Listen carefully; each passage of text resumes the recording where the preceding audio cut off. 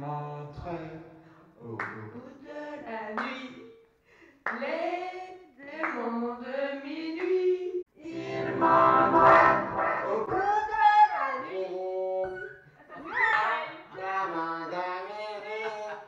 Ils montraient jusqu'à l'insomnie les fantômes de l'envie.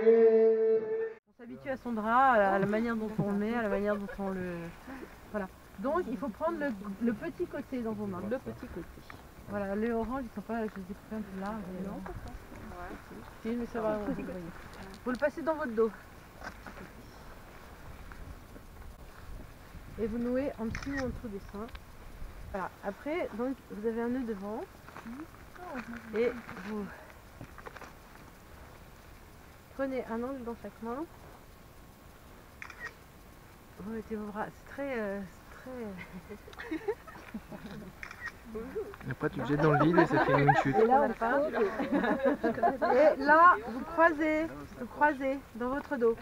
Attention mes draps, j'y tiens. Vous croisez dans votre dos. Faut que tu croises. Voilà, je vais faire mon chapeau avec. Voilà. Après, vous passez sur vos épaules, les deux morceaux. Et on les rentre. Et vous avez donc deux bras. Vous en passez un sous le truc. Et on accroche. Et un dessus. Là, pour faire un nœud. Et vous refaites un nœud. Et vous avez croisé. Et vous avez une poche. Kangourou. Une poche kangourou, mais dans le dos.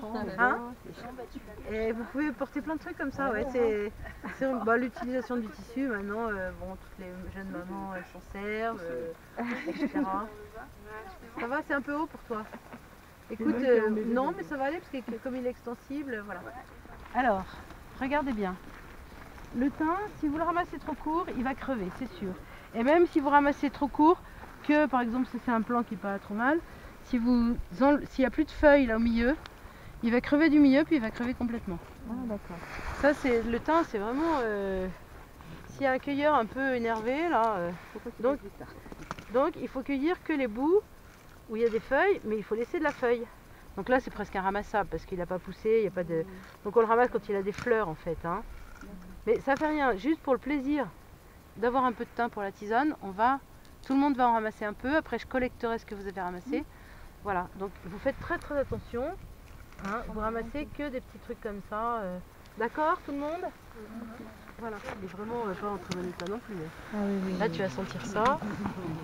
Alors, oui. Ah oui, ça c'est un très très bon serpolet qui s'appelle Thymus nitens, qui peut être encore croisé avec du praecox ou je ne sais quoi. Le serpolet il s'appelle Thymus serpylium, sous-espèce, on a plein. Ouais. Et ce qu'il a de particulier, celui-là dont je vous parle, qui est là, que vous venez de sentir, c'est que d'un endroit à l'autre, il change de chémotype. Ah. D'accord?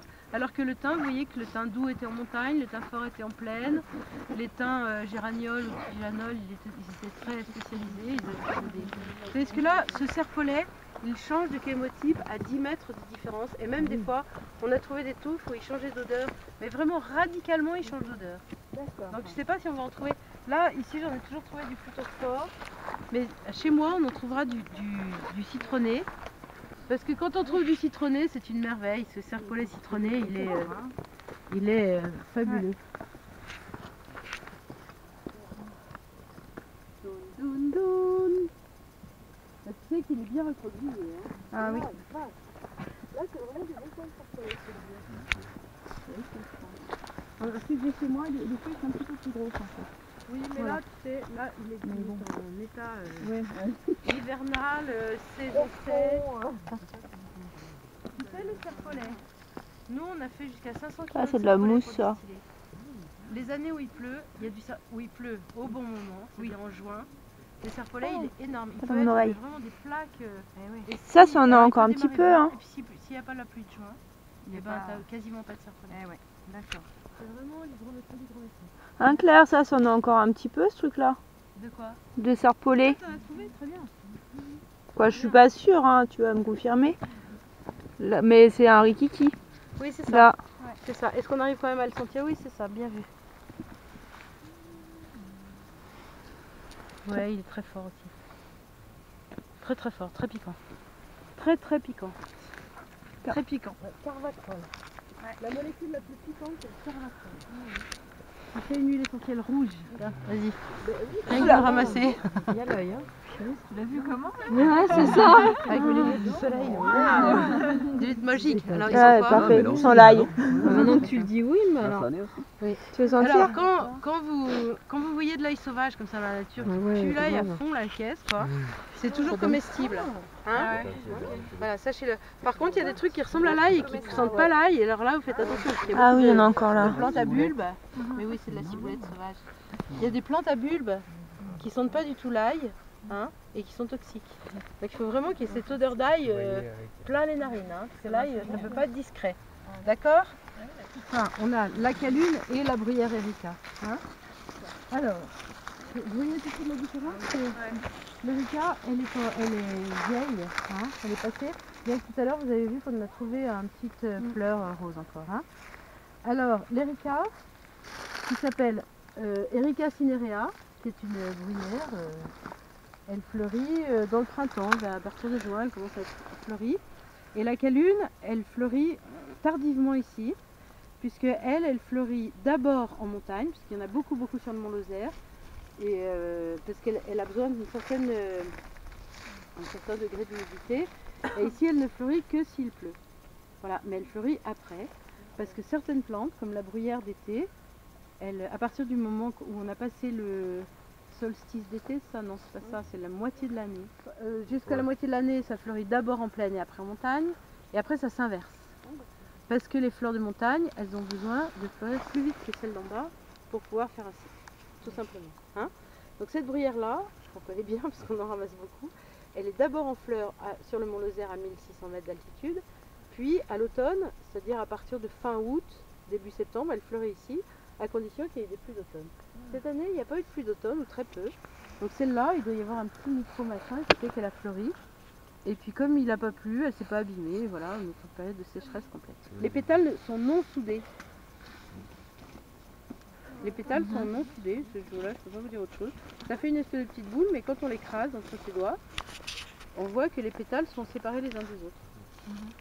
D'accord ? D'accord. 4 pétales. 4 pétales non soudés. Alors que l'Erika, elle fait une vraie clochette. Donc il faut avoir les deux l'un en face de l'autre. Erika, c'est une véritable clochette, comme la plupart des éricacées. Hein. Bon, alors on utilise la calune pour se soigner tous les problèmes urinaires, tout ça. Moi, il m'est arrivé de ne pas en avoir et de soigner les gens avec de l'Erika. Hein. Ça marche aussi. Voilà. Donc l'Erika n'est pas du tout toxique. Mais dans votre vie de cueilleur, vous allez surtout ramasser de la calune parce que la calune, elle est identifiée comme la plante de l'urine, alors que si vous dites Erica cinerea, peut-être personne ne comprendra rien. Voilà. Donc Helichrysum italicum sous-espèce Serotinum. Et là, je vais vous apprendre à reconnaître l'hélicryse parce que je crois que c'est important pour vous. À revenir sur l'hélicryse. Ça, vous le noterez en rentrant. Il y a deux sortes d'hélicryse botaniques. Il y a l'hélicryse d'Italie, appelée Helichrys d'Italie, Helichrysum italicum, et l'autre qui s'appelle Helichrysum stoechas. D'accord ? D'accord. Celle-là, c'est Italicum. D'accord. Elles se ressemblent comme deux gouttes d'eau. Celle-là, elle est un peu grosse, donc c'est vrai que voilà, elles se ressemblent comme deux gouttes d'eau. La seule différence, c'est qu'il y en a une qui pousse sur le calcaire et l'autre qui pousse sur les terrains acides. Rappelez-vous la Corse. La Corse est presque 100% acide. D'ailleurs, la Corse et les Cévennes, c'est la même terre qui s'est cassée, puis rencastrée là, dans le golfe du Lion, là, tu vois. Et puis une partie qui est partie là-bas en Corse. D'accord ? Donc c'est exactement la même terre que les Cévennes, mais précisément. Hein. Donc d'ailleurs, j'aimerais bien que les crises commencent à pousser ici. Voilà. Et vous pensez à la Corse qui est toute acide, hein, granit schiste, sauf Bonifacio qui est en calcaire. Vous voyez ces grandes falaises blanches là. Voilà. Ça, c'est le côté calcaire de la Corse. Sinon, Italicum, donc vous vous rappelez de ça, acide. Hein. Et puis, vous avez celle que vous voyez sur le bord des routes tout le temps, là, de juin à... c'est assez long la floraison. Juin à mi-juillet peut-être. et qui poussent sur les terrains calcaires, donc sur les causses, etc., dans le garrigue, il y en a un peu partout. Et celle-là, elle n'est pas très haute, hein, et elles sont bonnes, elles ont exactement la même odeur. Voilà. Seulement, celle-là, c'est la Stoechas. Et la différence, c'est qu'il y en a une qui est bourrée d'Italidione, celle-là, et l'autre, non. Les plantes, elles ont 3 noms. Elles ont famille, genre, espèce. Donc là, la famille, c'est la même famille que celle-là. C'est la même famille que celle-là. C'est une vergerette du Canada. C'est une composée qui s'appelle Astéracée maintenant. Hein? Alors dans les composées, vous avez celles qui ont des, comme les pissenlits, hein, qui ont des ligules. Vous voyez qu'on dirait des pétales. En fait, c'est pas des pétales, c'est des fleurs. Vous savez ça? Si on trouve une... Voilà. Donc, les pissenlits, vous avez ces machins jaunes là, qui sont des fleurs, en fait, qui s'appellent des ligules. Donc, c'est les liguliflores. Et puis ça, c'est les tubuliflores. Vous voyez qu'il n'y a pas de fleurs du tout, c'est juste des petites tubes comme ça. Hein, et quand on les enlève, chaque petit machin est une fleur, en fait, avec une graine au bout. D'accord? C'est clair pour tout le monde? Donc, famille des composés. Donc, il y a un capitule. Dans les composés, il y a des capitules. Les capitules, c'est ce qui fait... Vous avez comme ça des petites ligules là en bas, puis après vous avez soit des tubes, soit des ligules. Hein. Donc, le capitule de l'Helichrys d'Italie est plus haut que large. C'est pour ça que je suis obligée de vous expliquer tout ça, sinon vous ne pouvez pas comprendre. Et l'autre, il est plus large que haut. D'accord? Donc, Italicum, c'est plutôt... c'est cylindrique évidemment, mais c'est plus long que large. D'accord? Voilà. Hein, donc vous avez que ça à regarder. Donc vous avez quand même 2 critères importants.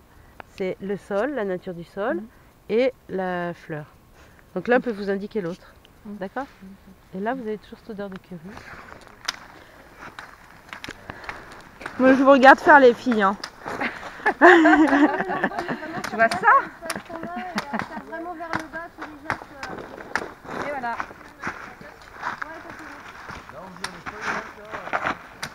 Un peu, ouais, grossièrement, mais après on va charger à la main, donc en fait, normalement,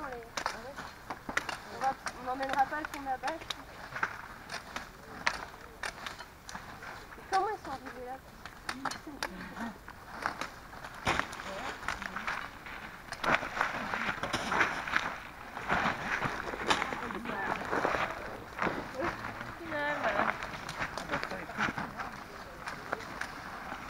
Mais en fait, c'est la partie qui est au sol qu'on garde. Ouais. Oui, voilà, exactement. C'est la partie au sol qui va servir à... Là, avec la tarte, ouais, faut faire un petit poussé, voilà. Normalement, c'est un côté, l'autre côté, et après un petit collier.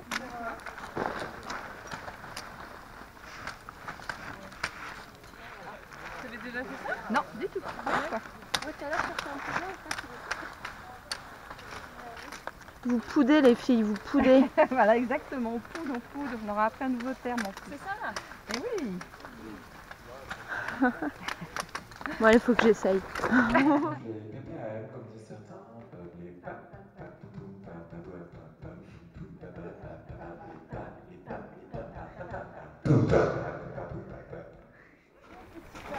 Il est énorme ce broyeur. Hein. Ouais, avant on avait un plus petit, mais avec les résineux, en fait, c'était des lames qui tournaient comme ça. Et ça s'encrassait, mais vraiment. Oui. Du coup, il fallait toujours ressortir les lames, et puis ça se bourrait, enfin, c'était pas évident. Et là, c'est un plus gros truc. C'est aussi des lames, en fait. Ouais. Et en plus, par contre, là, si ça bourre, c'est la catastrophe parce qu'il faut tout démonter, et les rares fois où on l'a bloqué, c'est pas possible. Donc, il faut bien vérifier, quand on met des branches, que ça ressort. Oui. C'est con, mais tu vois, si d'un coup il y a un problème et que ça ressort pas Faut suffisamment, tout de suite arrêter. on doit arrêter et voir ce qui se passe. D'accord. Ça veut dire que peut-être il y a un endroit où ça circule pas bien. Donc là, c'est marche arrêt. Jusque là, Voilà. c'est facile. Et là, on a marche avant. Donc c'est ce qu'il fait là. Donc quand vous broyez, parce que si vous broyez, on a tendance en mettant les branches à faire descendre ça. Mais en fait, la vitesse maximum, on l'a quand on est tout en haut.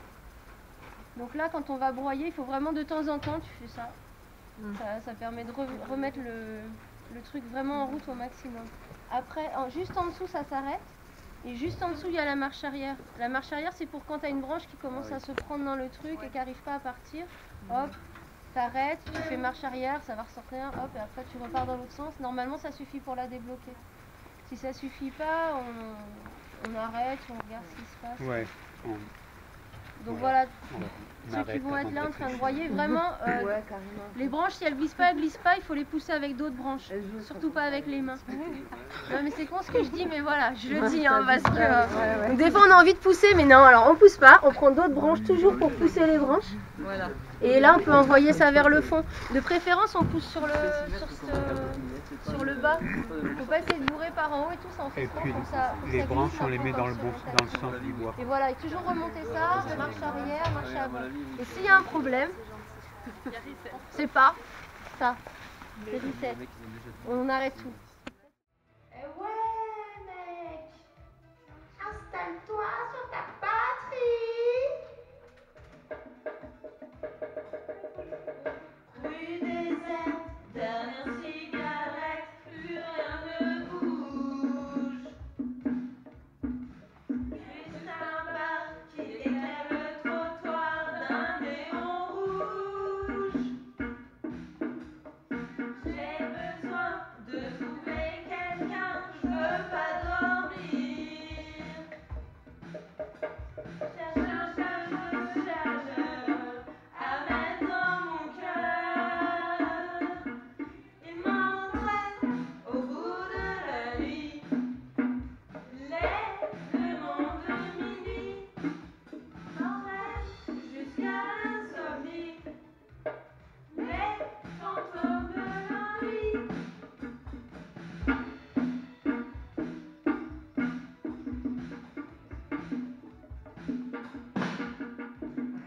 Dans mon verre, je regarde la mer qui se balance.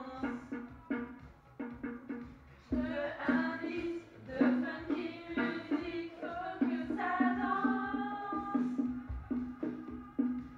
J'aime cette nuit sur le salon aiguille qui se déhanche. Ça met un peu de chaleur au fond de mon cœur. Il m'entraîne au bout de la nuit. Les démons de minuit m'emmènent jusqu'à l'insomnie.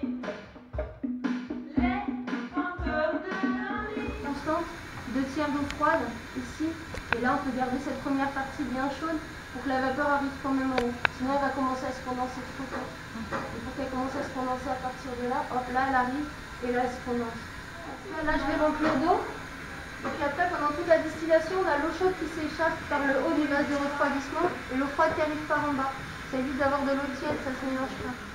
Donc l'huile essentielle et l'hydrolat ils sont dans cette partie du vase florantant pendant toute la distillation. Et comme l'huile essentielle est plus légère, elle s'accumule en haut. Maintenant par différentes densités, donc tout l'hydrolat il rentre par là et ressort par ce tuyau-là. Et là on peut remplir des bidons au fur et à mesure de la distillation avec tout l'hydrolat qui va sortir. Et l'huile essentielle elle ne va pas s'échapper par le bas parce qu'en fait au fur et à mesure de la distillation, elle s'accumule en haut.